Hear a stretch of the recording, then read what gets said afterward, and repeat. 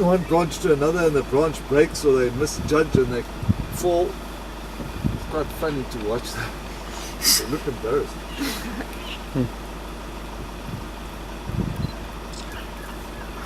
Look at them all watching us. They're like, there's quite a few in the tree. I mean, how many? 1, 2, 3, 4. Well, there's a big one and a little one way up high.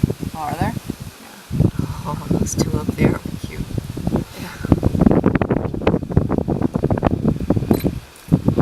Let's take one home, Dad. No, I don't think that's a good You idea. don't want that thing in your house, I promise. You think your kids are busy.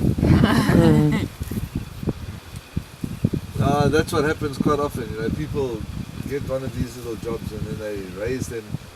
Also, they raise them on the incorrect food, giving them bananas and stuff which they don't eat.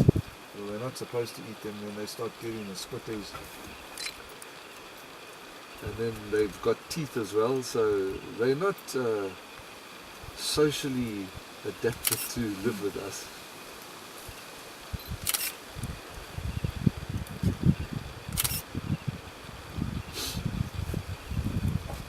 My wife, when she was working for South African Parks,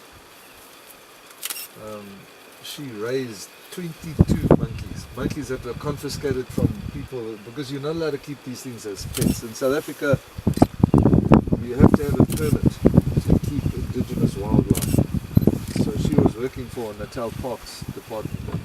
They confiscated all sorts of little monkeys, and she raised these things as a troop and released them back into the wild.